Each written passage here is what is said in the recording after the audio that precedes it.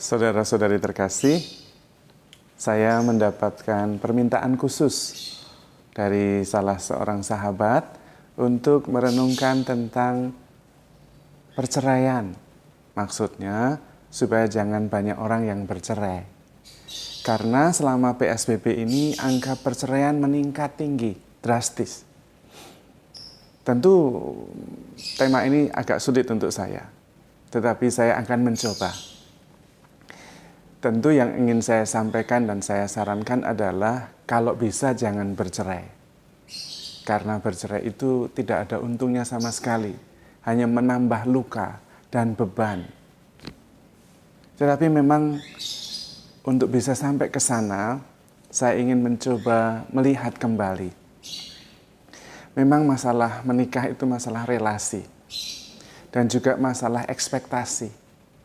Seringkali kita tidak realistis, mengharapkan terlalu banyak kepada pasangan, sementara lupa tanggung jawab pribadi.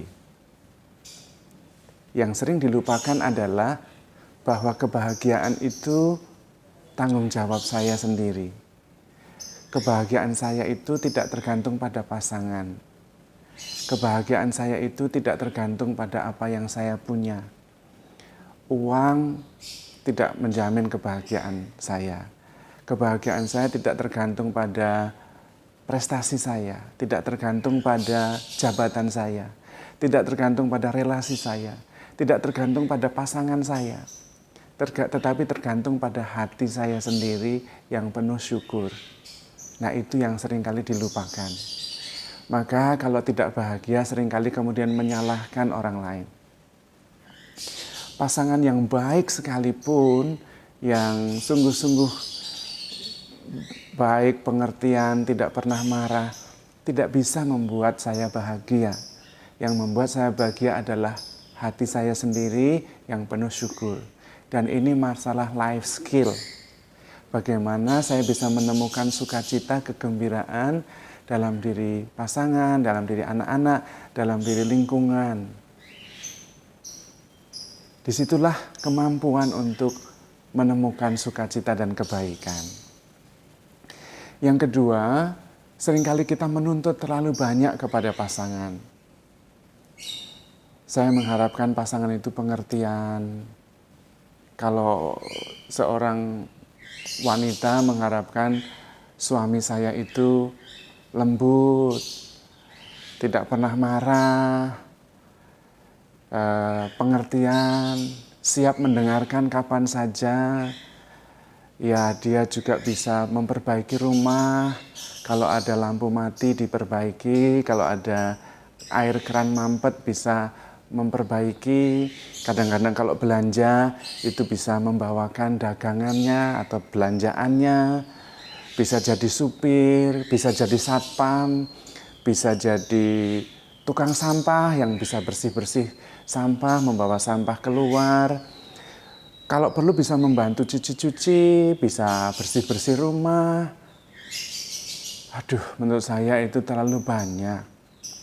Terlalu banyak. Kalau seperti itu menurut saya seorang istri perlu 5 suami. Ada yang jadi satpam, ada yang jadi tukang angkut-angkut sampah, ada yang jadi supir, ada yang jadi bodyguard, ada yang jadi psikiater untuk mendengarkan keluhan apa saja, ada yang jadi penghibur yang membuat selalu tersenyum, ada yang jadi makeup artist supaya tetap cantik. Tapi sulit menurut saya, itu tidak realistis.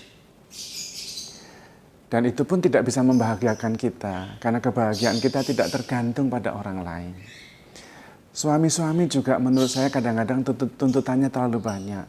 Istri itu harus cantik, harus pintar dandan, harus membanggakan suami, harus bisa bersih-bersih rumah, harus bisa mendidik anak, harus bisa nyuci-nyuci, harus bisa masak yang enak, harus bisa membuat suami selalu senang, tersenyum terus. Tapi ya kalau mau masak apa ya perlu dandan. Kalau mau nyuci-nyuci apa ya perlu bengesan. Kalau mau bersih-bersih rumah, gosok-gosok WC, apa ya harus pakai lipstik, pakai eyeshadow dulu, kan susah. Kalau seperti itu ya mungkin perlu istri 10. Tapi kan berat dan tidak mungkin. Menurut saya kadang-kadang tuntutannya terlalu banyak. Kita diminta untuk lebih realistis. Ini masalah relasi. Investasinya justru pada kemampuan-kemampuan untuk berelasi. Supaya kita cantik luar dalam itu, investasinya jangan pada lipstick atau pada eyeshadow, tapi pada meditasi, retret, rekoleksi, supaya lebih sabar, lebih bisa menemukan sukacita di mana-mana. Investasi juga untuk melatih dan menata pikiran dan hati, supaya nasihat bagi para ibu yang dicatat itu bukan keburukan suami. Para istri itu punya data lengkap, sayang datanya itu data lengkap tentang keburukan suami. Yang minggu lalu masih lengkap dengan data-datanya. Bulan lalu juga masih lengkap itu yang menyakitkan dari suami. Yang tahun lalu pun masih ada, 2 tahun lalu masih ada. Kalau mencatat sebagai ahli sejarah, yang dicatat itu mbok yang bagus-bagus. Apa yang dilakukan suami yang membuat saya bahagia, yang membuat saya mencintai dia. Jangan semua dosa dan cacatnya suami dicatat lengkap. Nanti suatu ketika keluar semua yang minggu lalu, yang bulan lalu, yang tahun lalu keluar semua. Itu kan sampah. Nah kalau hati kita itu diisi oleh sampah dan kita dengan suami kita terus menerus, sampah itu kan lama-lama makin menumpuk. Siapa yang tahan? Suami tidak tahan, Anda juga tidak tahan. Saya sendiri meskipun belum berhasil, selalu kalau lagi sakit hati atau terluka oleh seseorang, tidak mampu mengasihi seseorang, saya akan cari apa yang membuat saya bersyukur terhadap dia. Dan kemudian itu saya ingat-ingat. Kalau ketemu satu saja, saya akan ingat itu terus. Bahwa dia pernah berbuat baik kepada saya. Dan saya berjanji karena kebaikannya itu satu pun, saya tidak akan menyakiti hatinya, saya akan mengasihinya. Nah coba, yang dicatat itu yang seperti itu untuk suami-suami. Supaya isi hati kita, pikiran kita itu bukan sampah. Suami-suami juga sama. Jangan terlalu menyalahkan istri. Yang tanggung jawab itu suami. Kalau anak tidak pinter, jangan salahkan istri. Kamu tidak pinter didik anak. Bukan. Yang salah itu saya. Suami itu bertanggung jawab. Orang bertanggung jawab itu tidak boleh menyalahkan. Karena itu berusaha untuk memahami kalau istri itu tugasnya banyak sekali. Yang ngurus rumah, pendidikan anak, mengantar les lah, mendampingi pada waktu mereka membutuhkan, menyiapkan makanan, segala macam. Catat dan hargai dan hormati istri yang sudah bekerja luar biasa itu. Tetapi juga jangan lupa, hidup kita itu harus berdasarkan iman, apalagi dalam relasi suami istri. Jangan berantem karena pingin benar atau salah. Apalagi dengan bukti-bukti yang disimpan lama. Kalau kita benar dan menang dalam berantem, apa relasi tambah bagus? Untungnya apa? Tentu ujung-ujungnya saya mengatakan jangan berpisah, karena itu akan menimbulkan luka baru. Dan tidak selesai. Kalau ada masalah itu diselesaikan rekonsiliasi. Kalau bisa, berantem itu justru bikin mesra. Jangan berantem lalu malah jadi relasi menjadi tidak bagus. Itu tidak bisa. Dan ini masalah life skill. Masalah bagaimana saya bisa bereaksi dengan baik. Menemukan sukacita dan kebaikan. Di antara banyak hal yang tidak baik. Tetap bisa mengasihi di antara banyak hal yang menyakitkan. Tetapi Romo, apakah berarti saya tidak boleh berharap sesuatu kepada pasangan saya? Boleh, tapi prinsip yang sama. Kalau mengharapkan sesuatu, mengharapkan berdasarkan kebutuhan. Kalau memberi, berdasarkan kemampuan. Jadi sebanyak-banyaknya memberi, mengharapkan sedikit mungkin. Itu prinsipnya dalam hidup bersama, dalam berdoa. Supaya kita tidak menjadi kecewa. Karena kebahagiaan pada dasarnya tidak tergantung pada orang lain. Tergantung pada diri kita sendiri. Dan jangan lupa, hidup itu harus berdasarkan iman. Kalau tidak kuat. Tidak bisa. Sudah Anda harus coba cari ke sana kemari sepanjang sejarah. Tetap tidak bisa. Karena yang menyelenggarakan hidup kita itu Tuhan. Yang menemani kita itu Tuhan. Maka perkawinan itu menjadi sakramen. Di mana Tuhan terlibat di dalamnya. Menyucikan, menguduskan. Penyuciannya justru lewat kebiasaan pasangan yang menjengkelkan itu. Yang harus dipikul sampai mati. Jangan berpikir bahwa di tempat lain tidak ada. Ada. Berlimpah-limpah itu. Setiap pasangan mempunyai beban yang harus dipikul yang berupa salib sampai mati.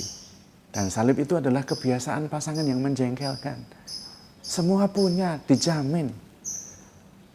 Karena itu mari kita bertanggung jawab terhadap kebahagiaan kita sendiri. Selain itu juga jangan bertanggung jawab terhadap kebahagiaan orang lain. Kalau orang lain tidak bahagia itu dia bertanggung jawab atas kebahagiaannya sendiri. Saya hanya bisa membantu. Jangan kemudian saya yang bertanggung jawab. Kasihan. Lalu justru saya yang harus membuat dia bahagia. Tidak bisa juga. Nanti lama-lama kita lelah. Dan kalau kita sudah berbuat baik sampai lelah, akhirnya juga menyalahkan. Dia ini tidak ngerti, saya sudah berbuat ini itu kok ya tetap seperti itu. Karena kebahagiaan itu tanggung jawab saya sendiri. Justru melatih hati kita, pikiran kita untuk menemukan kebaikan di mana-mana. Menemukan kasih di mana-mana. Menemukan Tuhan di mana-mana. Dan berusaha memberikan yang terbaik, yang membuat kita bersuka cita. Mengharapkan itu sesedikit mungkin. Jalannya itu seperti yang diajarkan Tuhan. Barang siapa mau mengikuti aku harus menyangkal diri, memikul salib dan mengikuti aku. Menyangkal diri. Kalau bisa, supaya bahagia itu syaratnya diturunkan makin sedikit. Kemampuan berbahagianya makin ditingkatkan. Nah, dengan cara itu relasi menjadi menyenangkan, menggembirakan. Tidak menuntut lalu menjadi kecewa. Tidak mencatat jadi ahli sejarah keburukan pasangan. Nah itu kan sampah semua. Ini life skill. Investasilah pada relasi. Investasilah pada kemampuan mengampuni, mengasihi, memahami, menjadi lebih sabar. Boleh investasi pada baju bermerek, tas bermerek, lipstick bermerek, eyeshadow bermerek. Boleh. Tapi jangan lupa investasi pada kelembutan, kerendahan hati, kesabaran, meditasi, menemukan sukacita, iman, justru itu yang lebih kuat. Maka investasilah yang lebih besar pada iman, relasi, dan kasih. Karena itu yang menentukan segala-galanya. Carilah dahulu kerajaan Allah, yang lainnya akan ditambahkan. Kalau Anda sabar, Anda pengertian, Anda sungguh-sungguh selfless, ya.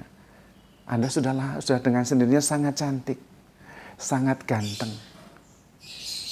Kita mohon rahmat Tuhan supaya kita terampil dalam hidup, terampil dalam mengasihi. Belajarnya di mana? Dalam firman Tuhan. Belajarnya di mana? Dari Tuhan Yesus sendiri. Marilah kita mengasihi seperti Yesus mengasihi kita. Tuhan memberkati.